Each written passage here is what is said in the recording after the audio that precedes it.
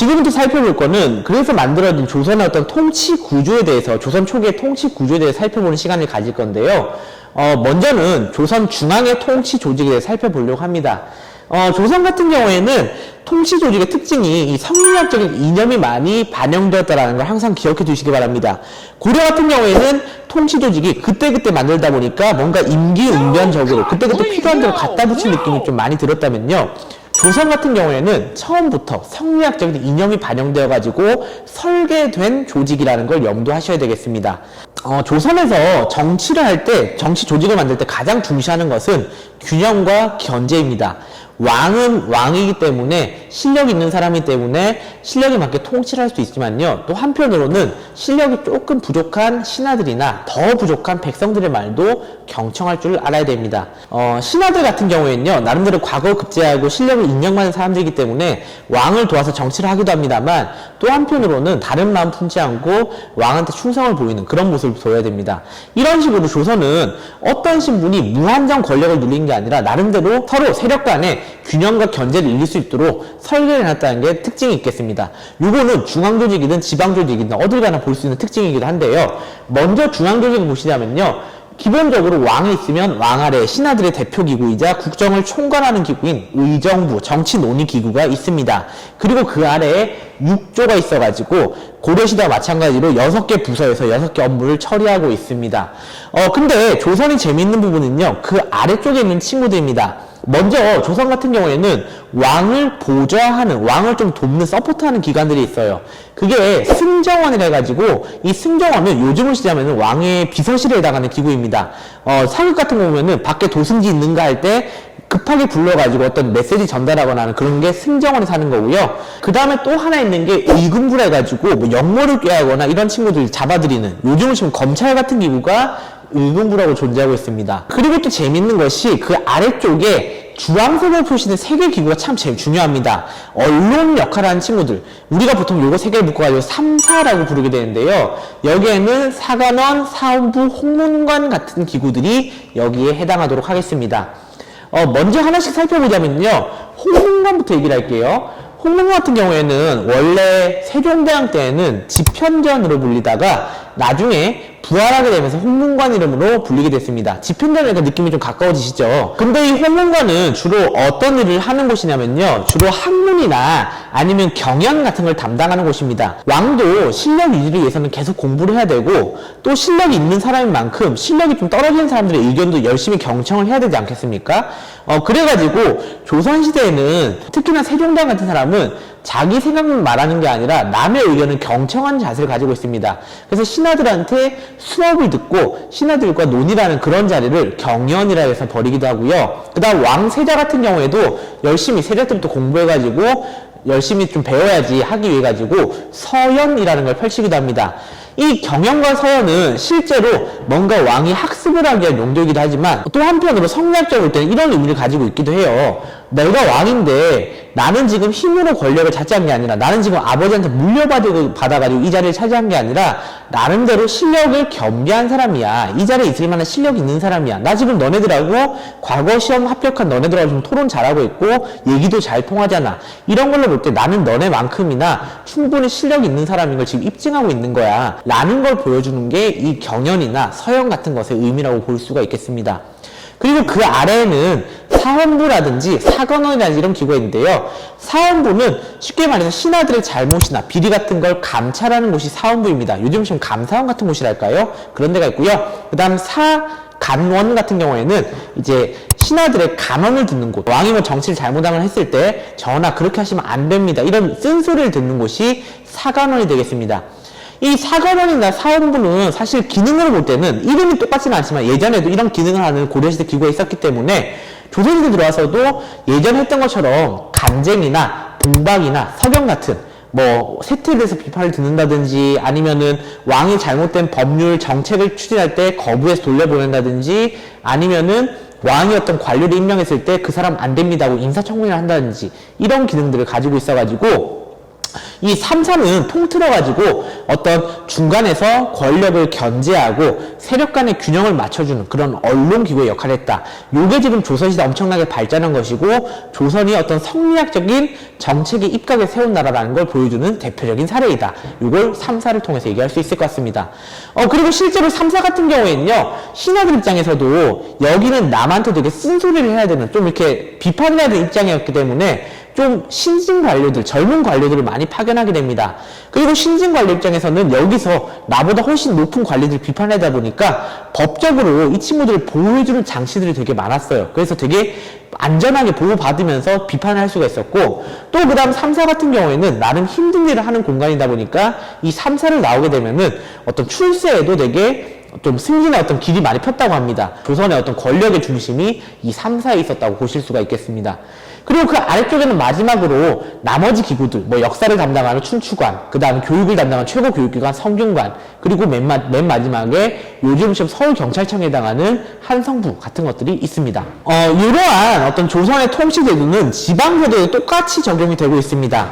지방에 있어서 조선은 처음부터 모든 권력을 장악하고 나눴다고 했잖아요. 그러니까 지방도 깔끔하게 구획을 나눠가지고 피자짜듯이 나눠가지고 운영을 하게 되는데, 먼저 조선은 지방을 8개 도로 나누게 됩니다. 여기저기 할 것 없이 전부 깔끔하게 8개로 나누게 되고, 그 8개 도 아래에 부, 목, 군, 현이라고 하는 어떤 내려가면서 단위가, 지방 통치 단위가 있습니다. 그리고 맨 밑에 멸리통이라고 하는 단위가 있어가지고 이제 8도부터 멸리통까지 쭉 내려오게 되고요. 여기에는 각각 해당하는 지방관을 파견해가지고 모든 지역의 지방관을 파견해가지고 나라를 다스리고 있습니다. 먼저 8도에는 관찰사라는 사람이 파견되게 되고요. 그 다음에 부목군현에는 수령이라는 사람이 파견되도록 되어 있습니다. 멸리통에는 따로 관리가 파견되는 것은 아니고 여기는 그냥 지방자치를 하는 최하급 단위라 볼 수 있겠습니다. 재밌는 점은 이 지방 통치에 있어서도 조선은 상호 견제와 균형이 유지가 된다는 것입니다. 조선 지방의 어떤 통치의 꽃은 이 부목군현인데요. 부목군현의 수령들 같은 경우에는요, 한자 그 자체가 어떤 왕의 명령을 지키는 사람입니다.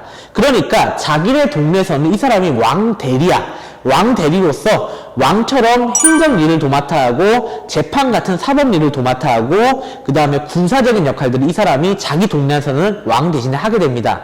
근데 문제는 왕 대신에 하다 보니까 이 사람이 자칫하면 왕처럼 될 수가 있잖아요. 그걸 막기 위해서 감시한 사람이 저 8도의 관찰사들입니다. 이 관찰사들은 실질적인 통치를 하는 것이 아니라, 지방의 행정을 담당하고 군대를 운영하고 이런 것이 아니라 지방의 수령들이 혹시나 다른 마음 먹지 않는지 이 사람들을 감시하는 역할을 담당하는 것이 이 관찰사들의 일이라 볼 수 있겠습니다. 이 수령 같은 경우에는 또 밑에서도 견제를 받게끔, 또 밑에서 도움을 받게끔 해놓은 게 조선의 2중, 3중 견제 구조로 볼 수 있겠습니다. 예를 들어서 수령은 향리라고 하는 사람들의 보좌를 받고 있는데, 이 향리라는 사람 여러분들이 고려시대 들어보셨을 거예요.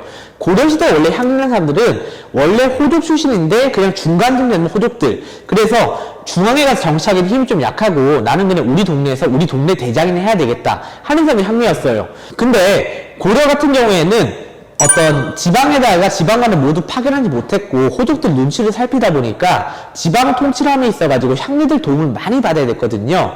그래서 향리가 고려시대에는 꽤 힘이 강한 지방에서 힘 좀 센 실세들이었는데, 조선시대에 들어오게 되면은 모든 지역에 지방관을 파견하게 되면서 굳이 향리가 필요하지 않아요. 그렇게 되면서 조선시대 향리들 같은 경우에는 지방에 파견된 지방관을 도와주는 역할로 이제 급이 떨어지게 됩니다. 그리고 이제 지방관들 통치함이 있어가지고 지방관이 사실 조선시대에는 상피제라 해가지고 자기 출신 지역 가면은 괜히 그 동네 사람들하고 미리 알고 있기 때문에 이상한 짓을 할 수가 있다. 그래서 자기 출신 지역은 피해서 파견되게 하는 어떤 제도를 운영해야 되는데, 그러다 보니까 반대로 지방관이 너무 그 동네를 모르는 거야. 그러니까 그걸 막기 위해 가지고 옆에서 수령들을 보조하면서 나으리 저희 동네 이렇게 다스리는 거고요, 이런 조언을 하고 도움을 주는 게 향리의 역할이기도 합니다.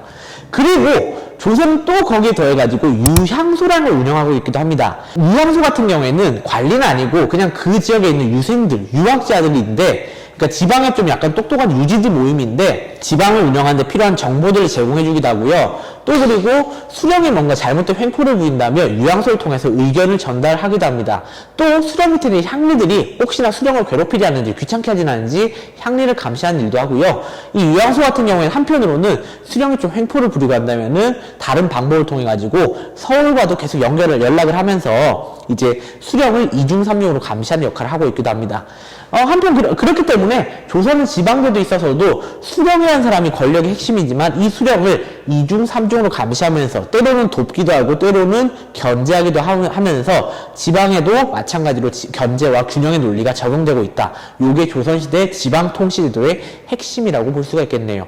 계속돼서 나오는 말이 견제 균형, 성리학적인 견제와 균형이 계속 얘기되고 있습니다. 이런 논리는 관리 선발에도 마찬가지로 적용돼가지고요. 조선시대는 되게 공정함을 강조합니다. 이 성리학사이다 보니까 실력 있는 사람이 실력 있는 자리에 가야지 하는 거 엄청 강조하게 되고, 그러다 보니까 실력 있는 사람을 선발하는 과거제가 고려시대보다도 더 중요해지게 됩니다.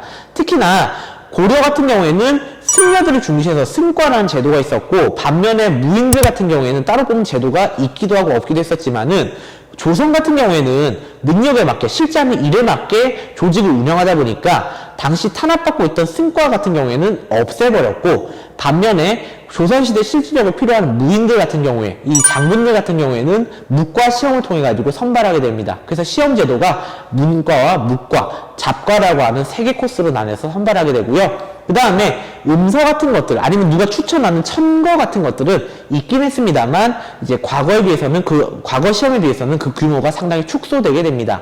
중앙제도와 지방제도 그리고 간략하게 사람을 선발하는 관리 선발제를 살펴봤는데, 계속 여러분들은 성리학자들이 세운 나라다. 그러다 보니까 계속 실력을 중시하고 공정함을 중시하고 상호 견제를 되게 강조하고 있다. 이런 것들을 염두하시면 되겠습니다.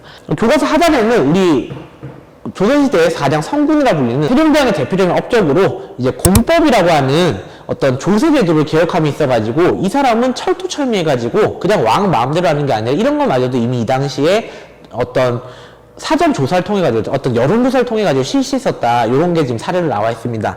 여기 내용 한번 재밌게 읽어보시기 바라고요. 또 옆에는 또 마찬가지로 이 민본주의 일환으로서 세종대왕 때 어떤 백성들의 삶을 편하게 하는 각종 도구들, 그 다음에 과학기술 발전에 힘을 썼다, 이런 얘기도 하고 있습니다.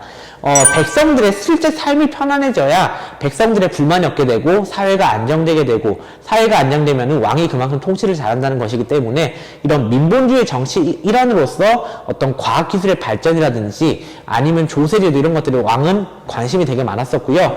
특히나 그 중에서도 가장 성리학적인 성군이라 불린 세종대왕이기 때문에 누구보다도 성리학에 입각해가지고 가장 완벽한 왕이 되려고 노력해왔습니다.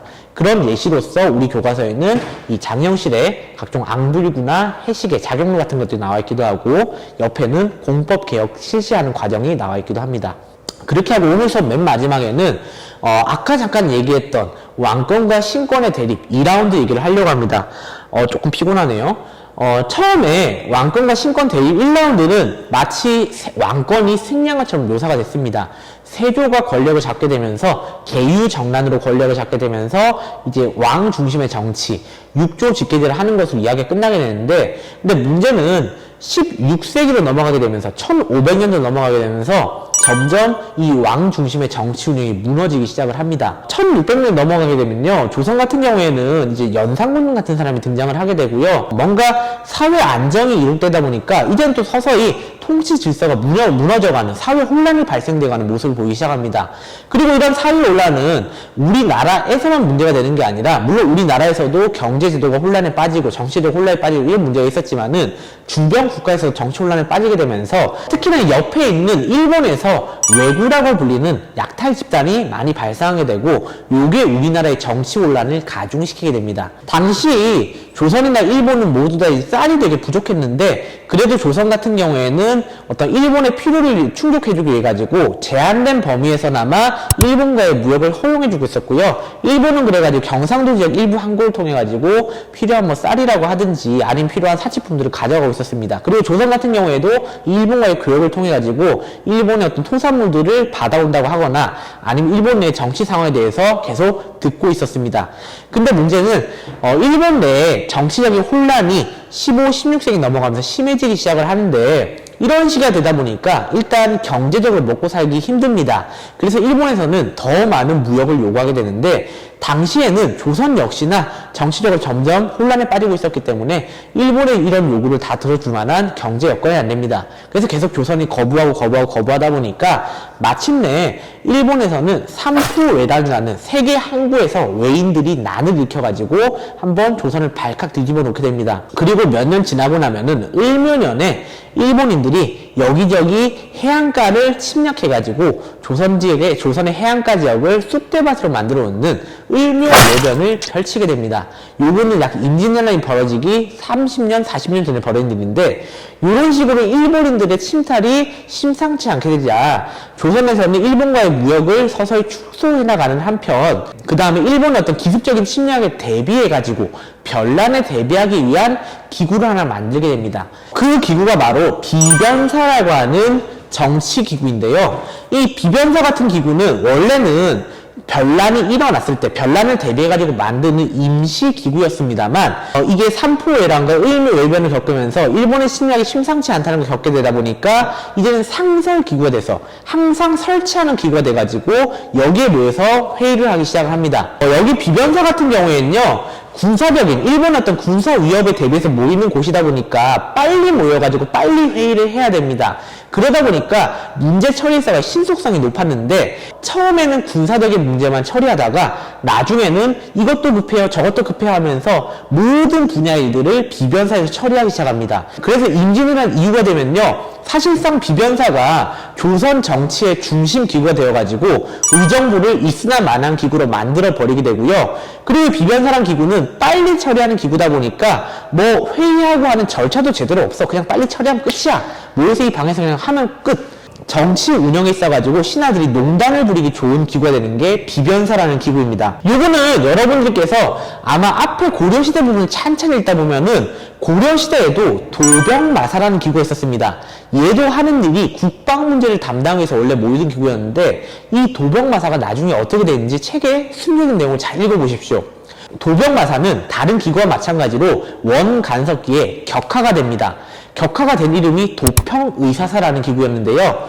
근데 문제는 도평의사사는 기구 중에서는 가장 낮은 기구에 해당할지 모르나 하는 일이 급한 일이 벌어졌을 때 모이는 정치 조직이다 보니까 실질적으로는 고려시대에도 급한 일은 계속 일어났고 그러다 보니까 다른 조직들은 원간섭기다 어차피 원나라가 다 해준다 라고 해서 모일 일이 없었음에 비해서 여기서는 계속 회의가 일어나고 나중에는 이 도평의사사에서 모든 일을 처리하는 그런 조직이 되어버립니다.